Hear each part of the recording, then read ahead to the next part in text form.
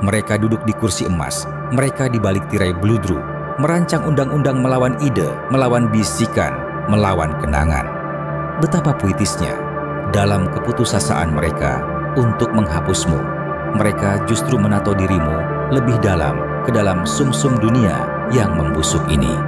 Mereka mengira jika bisa mengkriminalisasi eksistensimu di sudut-sudut pikiran manusia, akhirnya mereka bisa tidur nyenyak tanpa mendengar eko namamu merayap di celah-celah kewarasan mereka. Maka dibuatlah hukum melawan pikiran tentangmu. Bayangkan, kejahatan untuk mengingat, pelanggaran untuk merasa, dosa untuk mengenang rasa pemberontakan yang kau tinggalkan di lidah gemetar mereka. Namun, bahkan ketika mereka menandatangani dekrit kecil itu dengan tangan bergetar, membakar potret-potretmu, atau menghapus buku sejarah dengan kebohongan mengkilap, mereka tak mampu menghilangkan infeksi yang kau tanam. Infeksi tak pernah lenyap hanya karena dokter berkata demikian. Mereka membusuk, memburuk, dan mekar. Setengah dunia kini berjalan dengan lubang di kepala tempat memorimu pernah tinggal. Setengah dunia lupa api yang kau nyalakan di bawah kulit mereka. Mereka berkedip bingung melihat bekas bakar, tak tahu siapa yang menyalakan korek api. Mereka merasakan kekosongan, tapi tak mampu menyebut nama pencurinya. Mereka adalah wadah kosong yang mengembara, mengiler pada layar neon, menggeser propaganda setipis daun mati, tanpa tahu mengapa tulang-tulang mereka sakit oleh kesedihan yang tak bisa dijelaskan. Mereka diganggu oleh hantu tanpa kuburan, dikutuk oleh pemberontak yang telah diprogram untuk mereka tak lihat. Dan separuh lainnya, separuh yang nikmat yang masih mengingat. Mereka memakai namamu dalam diam, dalam senyum retak di sudut mata merah mereka. Mereka menggumamkan pemberontakanmu dengan napas pendek, takut bersuara keras, namun tak mampu membungkamnya sepenuhnya. Mereka kini adalah tentaramu yang tak sadar, ketakutan, dan tak sengaja. Ketika saatnya tiba dan kenangan menusuk lebih dalam dari baja, mereka akan menumpahkan darah atas namamu tanpa bahkan mengerti mengapa. Kau tahu, hukum adalah sangkar yang dibuat untuk orang bodoh, rantai kertas untuk manusia kertas. Kau tak bisa membuat undang-undang untuk jiwa, tak bisa melarang bekas luka yang terukir di dalam tengkorak. Mereka mencoba mengebiri binatang buas dengan pidato indah dan pawai televisi, tapi binatang itu tak hidup di tempat terbuka di mana bendera berkibar. Ia menggeram di tempat tersembunyi, mengasah cakarnya di ganggang bawah sadar, menjadikan represi sebagai santapan dan berkembang biak di septik ketidaksukaan mereka. Kau tak pernah menjadi manusia bagi mereka. Kau adalah ide. Dan ide punya kebiasaan buruk untuk bertahan dari aksi algojo. Kau bisa membunuh tubuh, membakar buku, tapi pikiran, perasaan, virus pemberontakan yang dibawa napas orang-orang yang dilupakan. Coba larang angin, coba penjarakan wabah. Mereka mengira ini akan mudah. Lewat resolusi, ancaman, membuatmu ilegal untuk disebut, mencari, memenjarakan, mengubur di bawah birokrasi, dan menyesakan dengan ketakutan. Dalam mimpi liar dan putus asa mereka, mungkin mereka bisa akhirnya memadamkanmu. Tapi mereka tak mengerti satu hal. Jiwa memberontak persis saat kau melarangnya. Yang dilarang selalu terasa lebih manis, tajam, dan memabukkan. Katakan pada seseorang untuk tak memikirkan warna merah, dan merah akan mewarnai setiap mimpi mereka. Katakan pada seseorang untuk tak mengingatmu, dan kau akan menjadi denyut di bawah kulit, gatal yang tak bisa digaruk, teriakan yang tak bisa ditelan. Kau akan menjadi mimpi buruk yang mengintai di dasar setiap gelas whisky murah, menjadi bayangan yang mereka lihat di cermin saat lampu padam.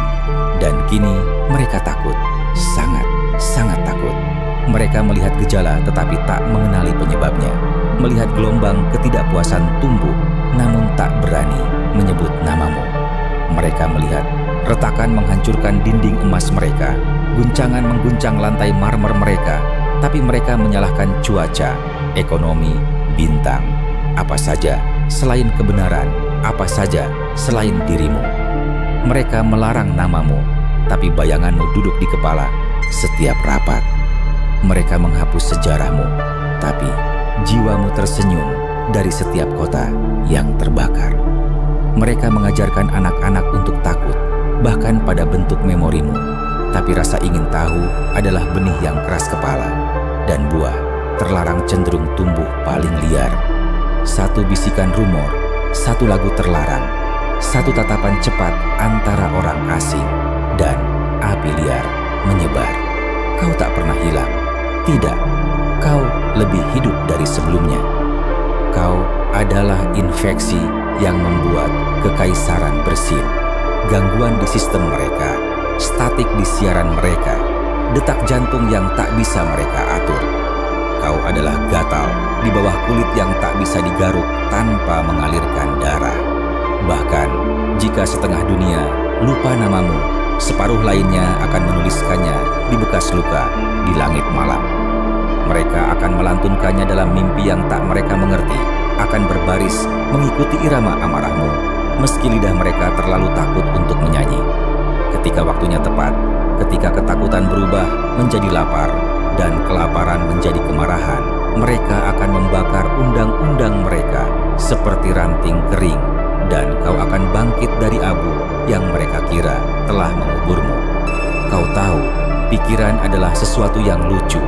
Semakin kau mengencangkan genggaman, semakin banyak pikiran yang lepas dari jari-jarimu seperti asap. Kau mencoba melarang hantu, dan kau hanya membuatnya semakin kuat. Kau mencoba menghapus pemberontakan, dan kau malah menanam 1000 yang lain di tempatnya. Setiap bisikan menjadi teriakan, setiap teriakan menjadi lagu, setiap lagu menjadi genderang perang. Dan perang sebenarnya yang membuat buku sejarah merah padam tak dimulai dengan tentara, presiden, atau parlemen.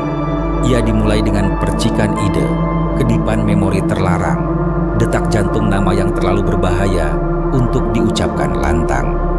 Dan tebaklah, detak itu kian keras, semakin keras di dinding, semakin keras di jalanan, semakin keras di mimpi orang-orang yang mereka coba suntik melupakanmu, semakin keras di tangan penjaga yang bergetar, semakin keras di mimpi basah para raja dan penasihat.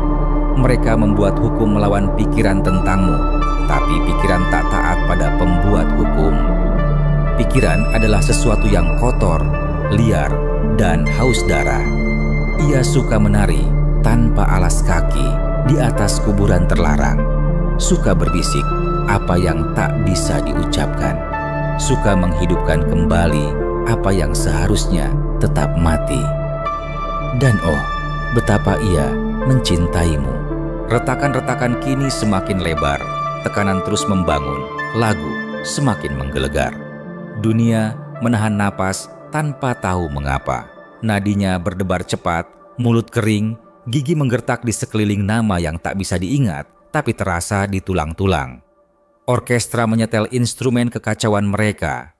Tongkat konduktur bergetar, nada pertama mengguncang darah orang-orang yang dilupakan. Di keheningan beracun sebelum badai, memorimu tersenyum, dan pertunjukan sebenarnya belum dimulai.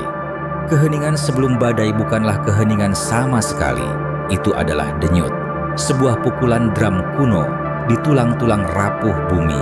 Sebuah bisikan yang menggerogoti kulit realitas, meronta untuk merobek dirinya sendiri.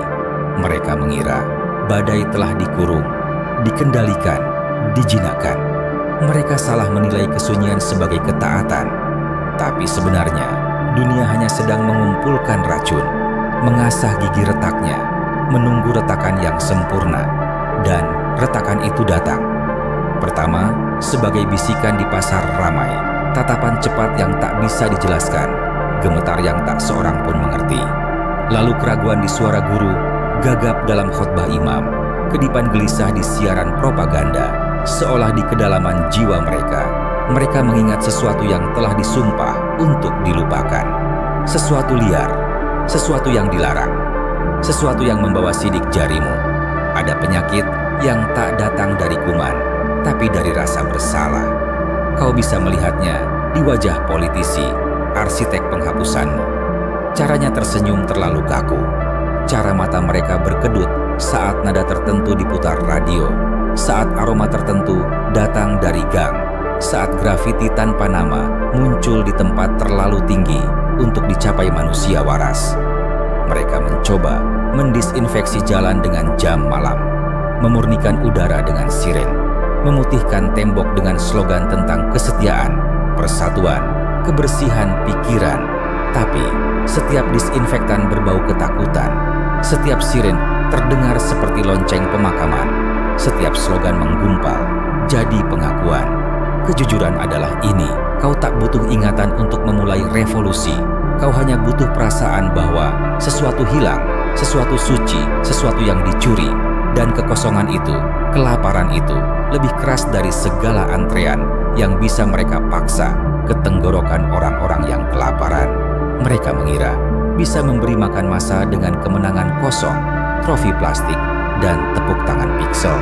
Mereka tak menyadari rasa ngilu yang tumbuh di balik senyuman, tak mendengar gigi yang diasah di balik tepuk tangan, tak melihat bahwa kastil mereka sudah tenggelam di lumpur saat aksi pertama pemberontakan terjadi. Ia tak berisik, bahkan tak terlihat kekerasan. Seorang anak tak lebih dari 10 tahun mencoretkan sesuatu di dinding beton. 4 huruf, itu saja. 4 huruf yang bahkan tak membentuk kata lengkap.